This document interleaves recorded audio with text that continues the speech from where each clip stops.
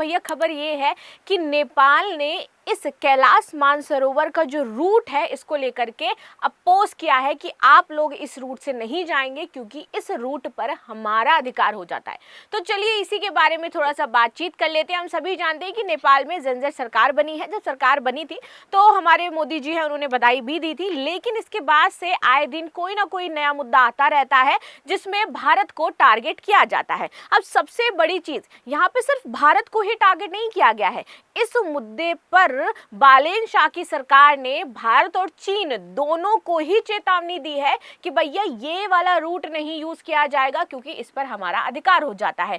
क्या है ये? लिपुलेख की बातचीत करी जा रही है और ये हमारी न्यूज हो जाती है। Why Nepal is objecting to India China Kailash Mansarovar Yatra plan. और हम सभी जानते हैं कि इंडिया चाइना का ये प्लान हो जाता था मानसरोवर को लेकर के। Nepal retreats territorial claim to Lipulekh pass and flag concern over Kailash Mansarovar Yatra. अब हम बात करेंगे कि भैया ये जो रास्ता हो जाता है इसका विवाद क्या है, और इसमें इन्होंने बात करी थी सुगौली की संधि की और कहा था कि सुगौली की संधि के समय ये जो क्षेत्र हैं ये हमारे थे, और ये ऑफिशियल स्टेटमेंट भी दिया गया है नेपाल के द्वारा। MOFA ऑफ नेपाल ने लिखा है कि भैया आपके पास कोई प्रूफ नहीं है कि एंशिएंट में ये क्षेत्र आपका था, ठीक है, तो आप इसे प्रूफ कर नहीं पाते हो और ये हमारा क्षेत्र है, हमारे पास इसका प्रूफ हो जाता है, सुगौली की संधि हुई थी उसमें मेंशन हो जाता है, इसलिए हम आपको इसका यूज नहीं करने देंगे और हम भारतीयों से रिक्वेस्ट करते हैं कि वो कैलाश मानसरोवर जाने के लिए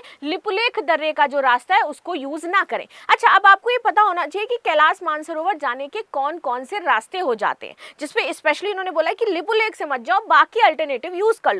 लेकिन बाकी अल्टरनेटिव हम क्यों नहीं यूज करते हैं और क्या ये पूरा मामला हो जाता है? तो चलिए इसी को समझ लेते हैं। और इन्होंने जो बात करा ना 1816 की, जिसमें सुगौली की संधि की बात की गई, इसमें 3 क्षेत्र हैं जो विवाद का कारण है। एक हमारा लिम्पियाधुरा है, दूसरा लिपुलेख है और तीसरा हमारा काला पानी का क्षेत्र हो जाता है। अब चलो आगे बढ़े, इससे पहले मैं आपको मैप में थोड़ा सा दिखा देती हूँ और इसको डिटेल में भी हम जानेंगे। लेकिन कैलाश मानसरोवर के जो रूट हैं, जो रास्ते हैं जिसको लेकर के वास्तविक विवाद है, आखिर वो तो समझ लिया जाए। अगर हम देखें कि भैया इसकी ऊंचाई कितनी है तो 21.77 हजार फीट ऊंचा ये कैलाश मानसरोवर का हो जाता है ऊंचाई समुद्री तल से। अब आपको 3 रास्ते यहाँ पर देखने को मिलेंगे, ठीक है। एक रास्ता यहाँ पर अगर हम बात करते हैं ये उत्तराखंड के लिपुलेख से जाता है, ठीक है, इसकी दूरी इसकी सिर्फ 65 किलोमीटर हो जाती है, ओनली 65, यानी कि नियरेस्ट वन है। अब देखो एक जाता है नेपाल की राजधानी काठमांडू से होता है वो ये वाला रास्ता, यहाँ पे नेपाल से काठमांडू होते हुए ही जाना पड़ेगा, यहाँ से है 500 किलोमीटर। अब तीसरे रास्ते की अगर हम बात करें तो तीसरा रास्ता भैया सिक्किम के नाथुला से जाता है, लेकिन इसकी दूरी बहुत ज्यादा हो जाती है, कहीं कहीं पर 800 है, कहीं कहीं पर 802 लिखा होता है। अब ये वाला रास्ता जिसकी हम लोग बातचीत कर रहे हैं ये वाला, यानी कि बहुत ही लंबा हो गया। तो प्रॉब्लम यहाँ पर आ रही है कि हमें चुनना है नियरेस्ट वन, और नियरेस्ट वन हमारा कितना हो जाता है भैया 65 किलोमीटर, जिसको लेकर के अपोज कर रहे हैं। अब कैलाश मानसरोवर हिंदू जो मान्यताएं हैं क्या सिर्फ इन्हीं के लिए महत्वपूर्ण है या फिर बौद्ध और जैन धर्म से भी इसका कुछ जुड़ाव है, और क्यों इतना महत्वपूर्ण हो जाता है, हमारा तीर्थ स्थल क्यों है, तो इसके बारे में थोड़ा सा जान लेते हैं भैया। कि ये कहा जाता है भगवान शिव का निवास स्थान है, भगवान शिव और पार्वती जी यहीं पर निवास करते थे। प्लस बौद्ध धर्म के जो ग्रंथ हैं वो ये कहते हैं कि ये क्या है, केंद्र है, दुनिया का केंद्र है कैलाश मानसरोवर। और प्लस अगर मैं जैन धर्म की बात करूं यहाँ पर तो ऋषभ देव को यही निर्माण मिला था, इसके बारे में भी बातचीत कही जाती है। बौद्ध ग्रंथों में इसको ब्रह्मांड का केंद्र माना जाता है, दुनिया भी। शिव, ब्रह्मा, मरीच, रावण और भस्मासुर जो है उन्होंने यही तपस्या करी थी, इसलिए भी जरूरी है। अगर हम बात कर ले हमारे ऋग्वेद में तो भैया हिंदू धर्म में 4 वेदों में से एक होता है ऋग्वेद, बहुत इंपॉर्टेंस रखता है। इसमें 10 मंडल के सूक्त 121 में इसका वर्णन भी देखने को मिलता है और बहुत ही ज्यादा महत्वपूर्ण हो जाता है, यानी कि बौद्ध धर्म, जैन धर्म और हिंदू तीनों ही धर्मों के लिए बहुत ही इंपॉर्टेंस रखता है। अब इसके बारे में जो साइंटिफिक चीज है वो तो धार्मिक थी जो हमने समझी, साइंटिफिक चीजें समझे तो यहाँ पर साइंटिस्ट कहते हैं कि कैलाश मानसरोवर के टॉप पर अभी तक कोई इसलिए नहीं पहुंच पाया क्योंकि वहां पर जो रेडियो एक्टिविटी है वो बहुत ही ज्यादा हो जाती है। जैसे ही आप वहां ऊपर चढ़ते हो वहां पर आपके नाखून और बाल बहुत जल्दी लंबे होते हैं, ठीक है।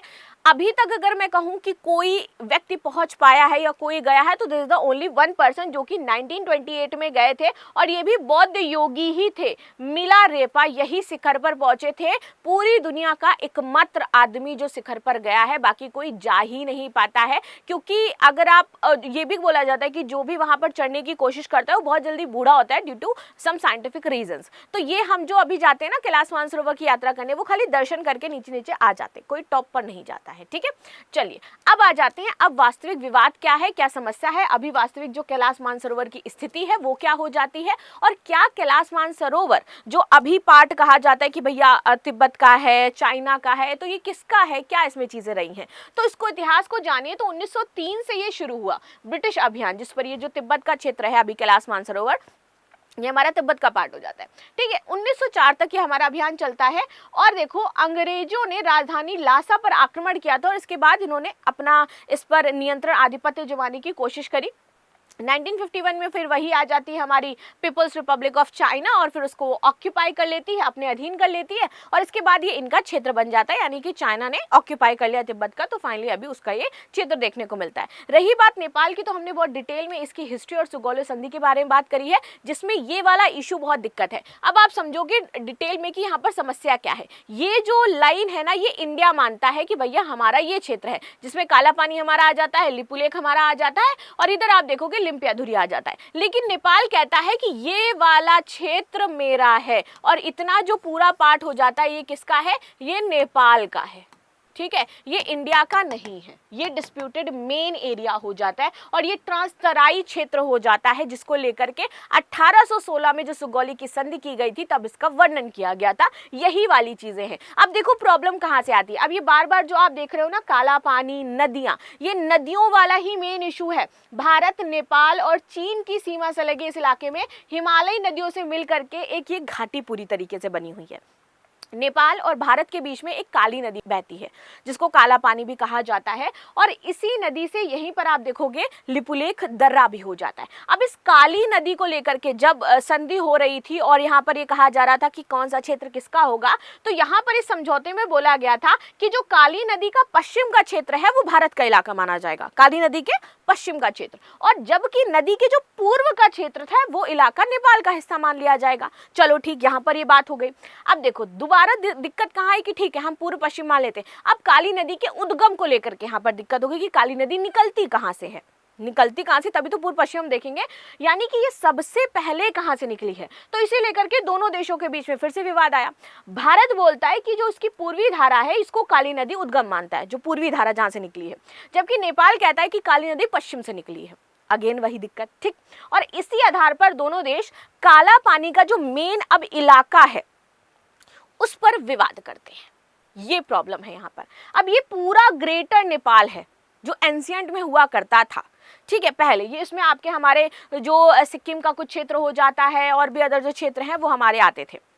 ठीक है, कुमाऊं, गढ़वाल, ये सारे क्षेत्र इसमें हमारे शामिल थे जब ग्रेटर नेपाल था। इसका नक्शा कई बार बालेन शाह ने दिखाया भी है। ठीक है, अब आगे आ जाते हैं, यही ट्रीटी ऑफ सुगौली के बारे में थोड़ा सा जान लेते हैं, जिसकी चर्चा की गई है। ये 1816 में हुई थी हमारी सुगौली की ट्रीटी। ये एक्चुअल डॉक्यूमेंट है जब ये ट्रीटी हमारी साइन की गई थी, और इसी ट्रीटी का सबसे ज्यादा नुकसान हुआ था किसको, नेपाल को, क्योंकि नेपाल ने अपना, अब मान लीजिए ये 100% पूरा नेपाल है। ठीक है, जब ये संधि होती है तो 60% नेपाल किसके पास आ जाता है, भारत के पास आ जाता है। इसका जो 15% हिस्सा है वो कौन ले लेता है, चीन ले लेता है, और बचा 25% वो आज के प्रेजेंट समय में नेपाल है। और ये सुगौली की संधि में हुआ था 1816 में। चलो अब आपको समझ में आएगा। नाउ ये जो 25% पार्ट है, 1/4 ही नेपाल बचा है, बाकी नेपाल जो था वो इसी संधि के तहत खत्म हो चुका था। चलो अब आगे आ जाते हैं।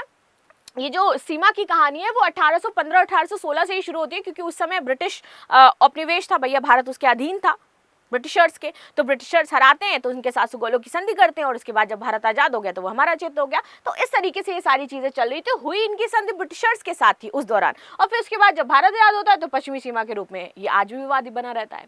चलिए और आगे आते हैं और समझते हैं यहाँ पर ये जो पूरा सुगौली संधि का मुख्य प्रावधान जो मैंने बताया कि जो बड़े हिस्से हमारे यहाँ के थे तराई के, जो कभी उनके हुआ करते थे, उसमें हमारा कुमाऊं गढ़वाल का हिस्सा आता है, शिमला हिल्स आता है, सिक्किम आता है, दार्जिलिंग जैसे क्षेत्र आते हैं, जो कि पहले शामिल थे किसमें, नेपाल में, और बाद में जब संधि हुई तो हमारे साथ ये शामिल हो जाते हैं। दिलचस्प बात ये थी कि संधि में नेपाल को कोशी और गंडक नदियों के बीच जो तराई क्षेत्र था वो ब्रिटिशर्स को देना पड़ा था। ठीक है, इसके बाद देखोगे 1816 में एक अतिरिक्त संधि में नेपाल को ये वापस किया जाता है और फिर उसके बाद फिर वापस नेपाल से ले लिया जाता है। अब जब इतनी बार दिया और लिया जाएगा तो वहां पर दिक्कत तो होगी, और यही जो पॉइंट था ना कि हमें दे दिया गया था, इन्होंने बोला कि हमें दे दिया गया था ये वाला पार्ट, और जो इंडिया है वो कहता है कि नहीं भाई संधि में तो ये हमें मिला था, तो वहां पर प्रॉब्लम शुरू हो जाती है।